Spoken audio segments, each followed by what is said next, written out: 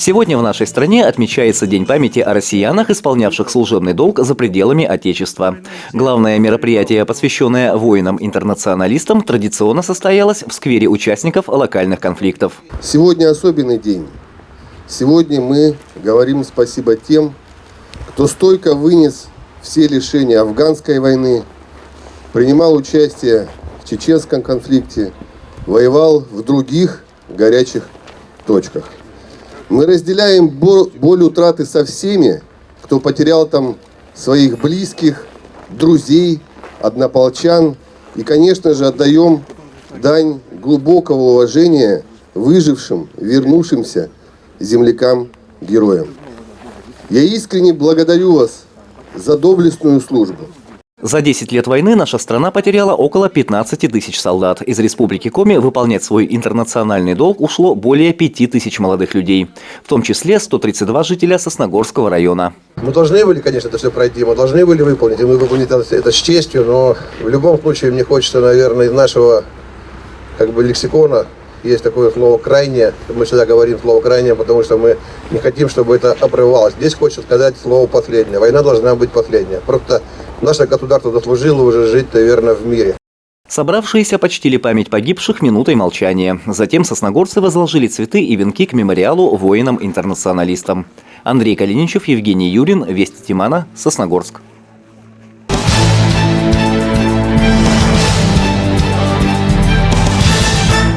В минувшую пятницу в районной администрации состоялось внеочередное заседание Совета Сосногорского района. На повестке дня стоял один вопрос – выдвижение кандидатуры в молодежный парламент Республики Коми 6-го созыва. Молодежный парламент региона – это консультативно-совещательный орган, целью деятельности которого является содействие в работе Государственного совета Республики Коми в сфере законодательного регулирования прав и законных интересов молодежи. Совет сегодня выдвинул кандидатуру Румянцевой Кристины Валерьевны предложил, кандидатуру, для участия в молодежном парламенте Республики Коми. Я считаю, что кандидатура достойная. Кристина Валерьевна уже второй срок является депутатом муниципального района. Человек активный, с активной жизненной позицией, думаю, сможет хорошо представить наш район на уровне республики, отстаивать его интересы и продвигать, опять же, наши интересы на уровне республики. Кандидатуру Кристины Румянцевой поддержало большинство депутатов районного совета. Мне очень приятно, что коллеги меня поддержали и выдвинули именно мою кандидатуру, потому что действительно был опыт у меня уже общения с молодежными организациями и взаимодействия непременно с молодежным парламентом Республики Коми. Представление о работе есть, но никогда не поздно учиться и выбирать что-то новое. Хотелось бы действительно отстаивать интересы района. Андрей Калиничев, Евгений Юрин, Вести Тимана, Сосногорск.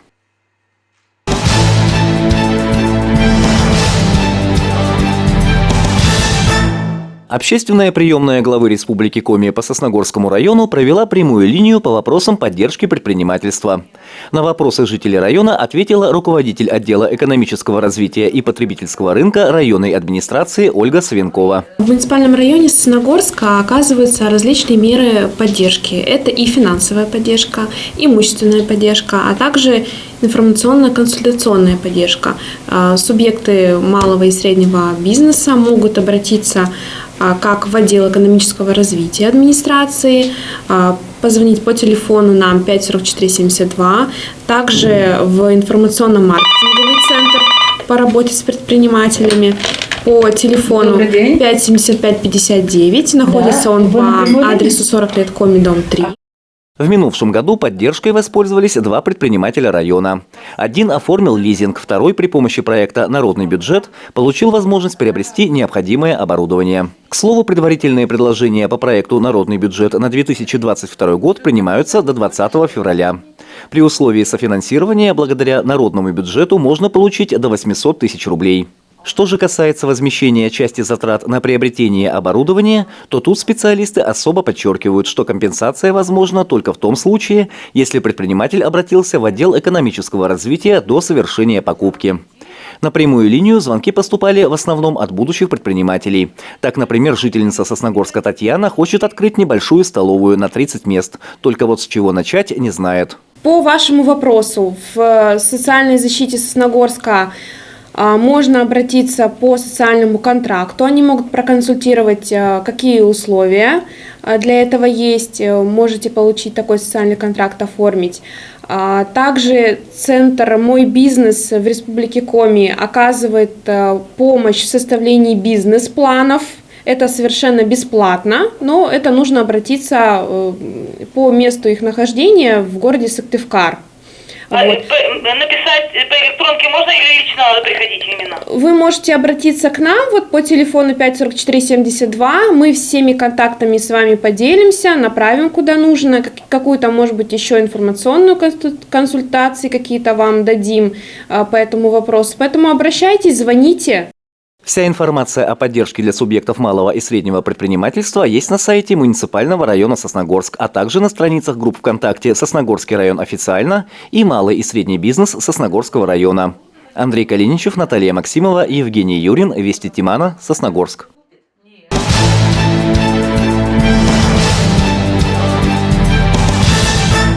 19 февраля, накануне Международного дня родного языка, жители Сосногорска смогут присоединиться к межрегиональной образовательной акции «Всеобщий диктант на коми-языке».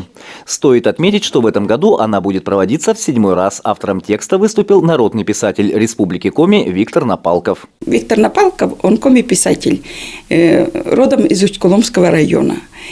Теперь он тоже живет в своей родной деревне Жешим и занимается общественной деятельностью. Ему 83 года, он создал там общественную библиотеку, около 3000 книг собрал, подарил деревне своей. Жители Сосногорска диктант будут писать в стенах Центра Коми и национальных культур. В связи с ограничительными мерами по распространению коронавирусной инфекции для участия в мероприятии необходимо предварительно записаться по номеру 54007. Зарегистрированные участники диктанта получат фирменные бланки, а также смогут участвовать в розыгрыше призов от спонсоров и партнеров акции. Андрей Калиничев, Евгений Юрин, Вести Тимана, Сосногорск.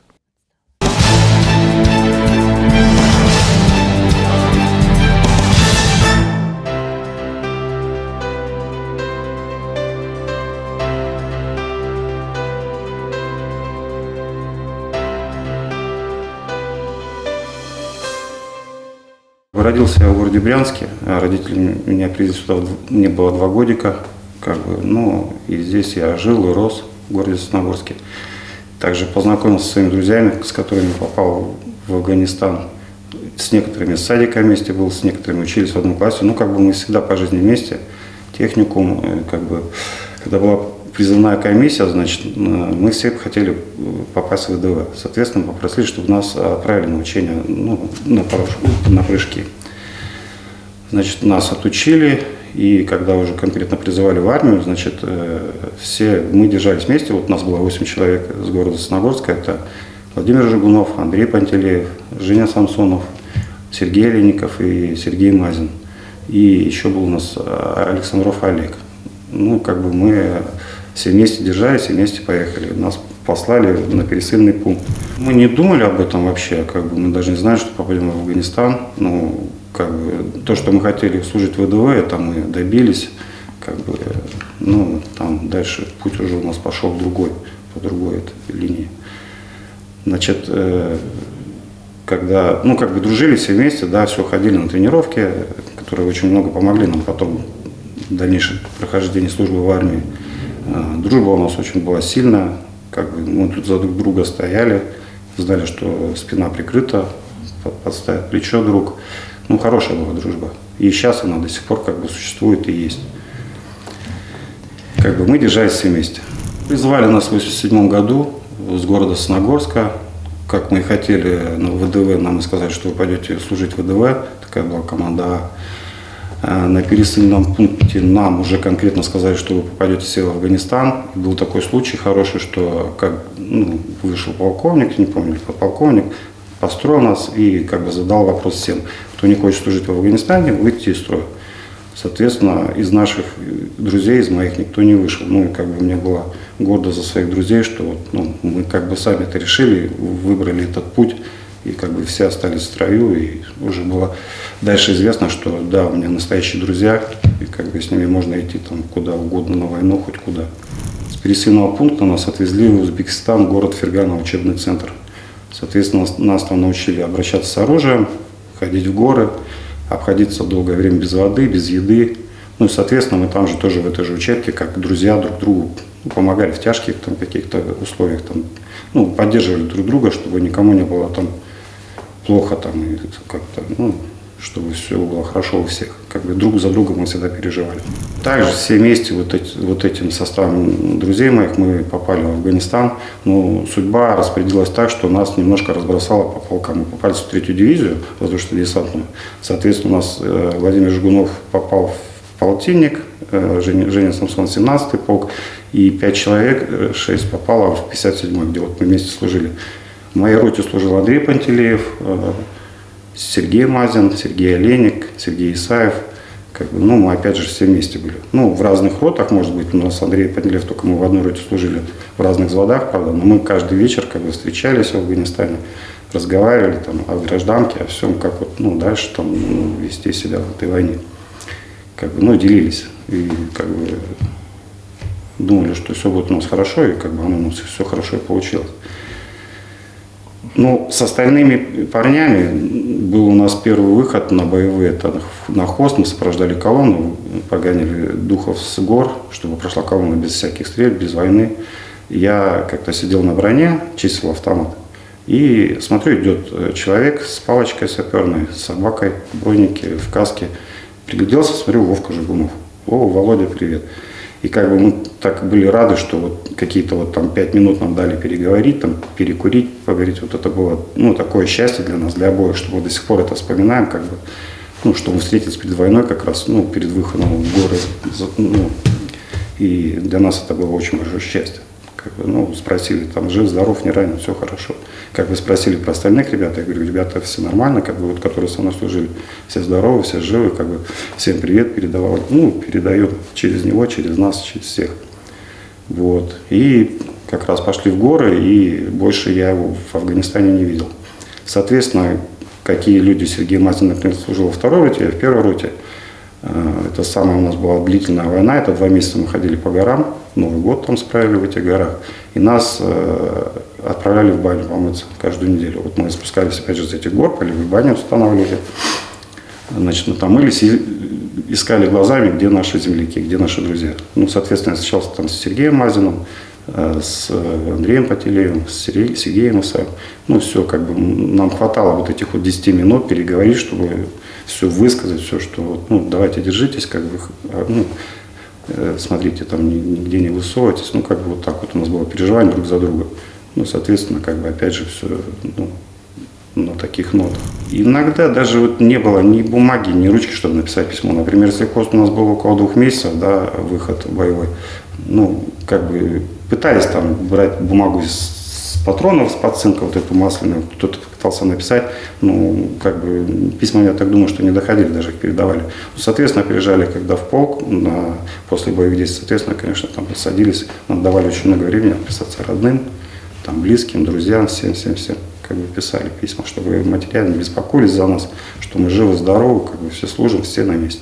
Конечно, было хорошее настроение, соответственно, как бы была вот последняя операция, вывод войск, нас посадили на высоту, чтобы сопроводить эти колонны. Соответственно, как бы Андрей Пантелеев со мной был, все знал, что парни все сидят на горках, сопровождают колонну, и как бы, ну, было такое чувство, что, ну, как бы надо выжить, дожить, ну, чтобы приехать домой, ну, живыми, здоровыми, как бы увидеться со всеми друзьями, с матерями, с родными, как бы, ну, как бы у нас это получилось, как бы, и мы вышли, все вместе, кстати, приехали домой в 89 году, как бы, в мае, все вместе мы прошли всех матерей, со всеми, как бы, пообнимались, поцеловались, как бы, ну, было весело. То, что радостно на душе, что мы все живы, здоровы, и как бы все хорошо у нас.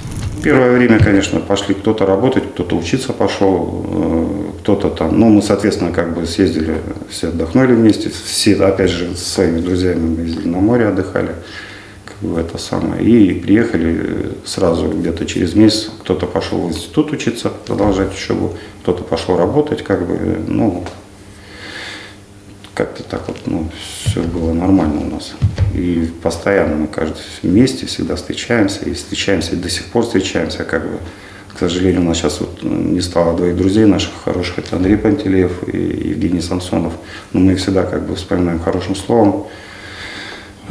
ну, радуемся за них, за нас, что вот у нас были такие друзья, надежные, крепкие, мужественные герои, которого, ну, сейчас с нами нет, он очень вспоминаем их часто.